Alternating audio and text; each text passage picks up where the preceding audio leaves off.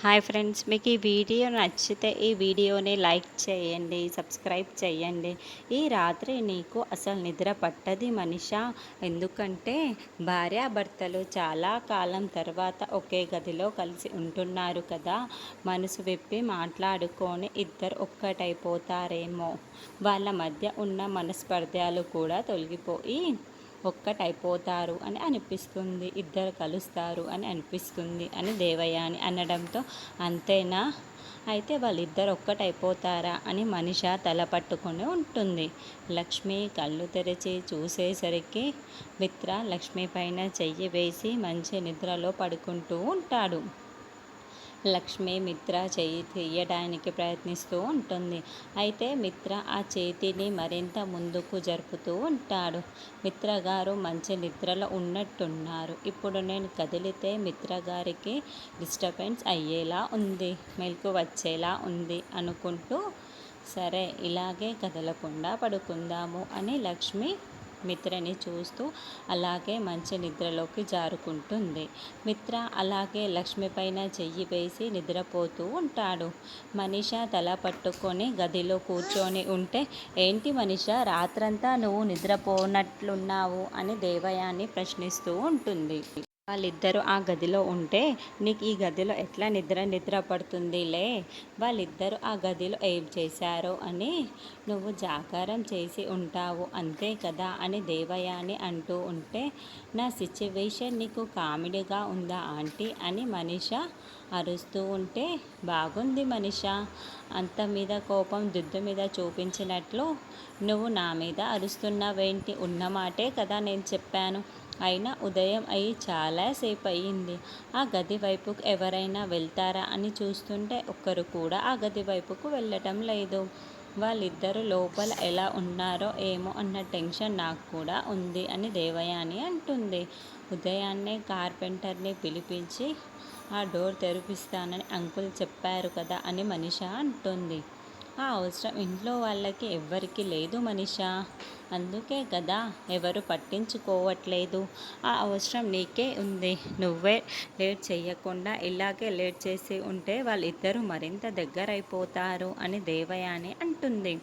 అంటే కార్పెంటర్ని పిలిపించడం, ఆ డోర్ తెరవడం అన్నీ కూడా నేనే చూసుకోవాలన్నమాట. సరే ఎప్పుడే వెళ్తాను అని మనిష బయటికి వస్తూ ఉంటే, అప్పుడే లక్కీ పాప హే కీస్ దొరికింది, కీస్ దొరికింది అని కీస్ చూపిస్తూ హాల్లో కేకలు పెడుతూ ఉంటుంది. నానమ్మ, తాతయ్య, నాన్న రూమ్ కీస్ దొరికేశాయి అని అంటూ ఉంటే, కీస్ దొరికాయా, నువ్వే దాచిపెట్టావా అని దేవయాని అంటుంది.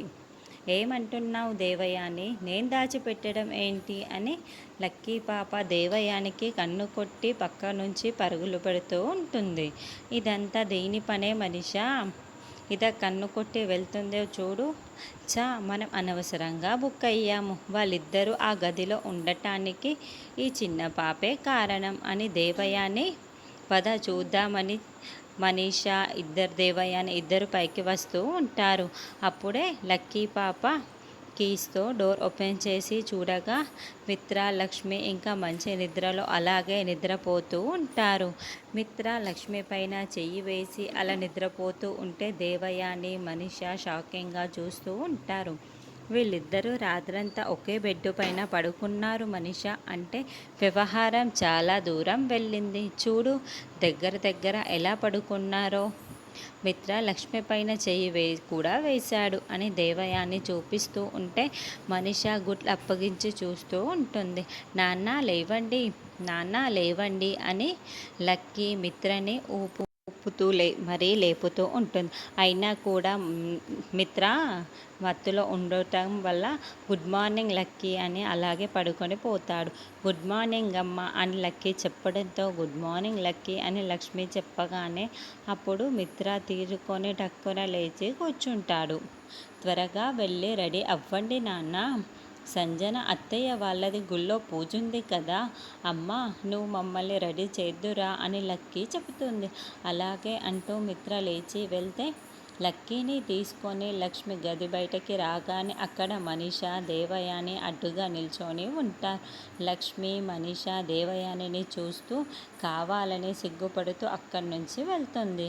ఆ నవ్వు చూసావా మనీషా, నిన్ను ఎగతాళి చేస్తున్నట్టు, ఏదో సాధించాలి అని ఇలా చేసినట్టు కావాలనే చేసి చూపిస్తుంది అని దేవయాని అంటే, వెళ్ళి నేను మిత్రని నిలదీస్తాను అని మనీష మిత్ర దగ్గరికి వస్తుంది. ఏంటి మిత్ర అని మనీష చెప్పుతూ ఉంటే, గుడ్ మార్నింగ్ మనీష అని మిత్ర అంటాడు. అంటే రాత్రి నీకు గుడ్ నైట్ అన్నమాట అని మనీష అంటుంది. ఏం మాట్లాడుతున్నావు అని మిత్ర అంటాడు. కింద చాప దిండు లేదు, ప్రొద్దున చూసేసరికి మీరిద్దరు పక్కపక్కన బెడ్ మీద ఉన్నారు, అంటే రాత్రికి మీ ఇద్దరు బెడ్షీట్ చేసుకున్నారా అని మనీష అడుగుతూ ఉంటుంది. అసహ్యంగా మాట్లాడకు మనీష, నేనే పైన పడుకోమని చెప్పాను అని మిత్ర అంటాడు. నిన్న రాత్రేమో జున్ను నా కొడుకని చెప్పావు, రాత్రేమో నీ పాత పెళ్ళానికి బెడ్ మీద షేరింగ్ కూడా ఇచ్చేశావు. అసహ్యంగా ప్రవర్తిస్తున్నది నువ్వా నేనా అని మనీష అంటే, మైండ్ యువర్ లాంగ్వేజ్ మనీష అని మిత్ర అంటాడు.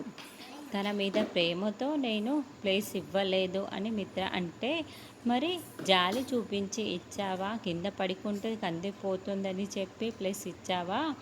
నువ్వు తను ఒకే రూమ్లో ఉండటమే అసహ్యం అనుకుంటే మళ్ళీ ఒకే బెడ్ మీద అంటూ మనీష కోపంతో రగిలిపోతూ ఉంటుంది.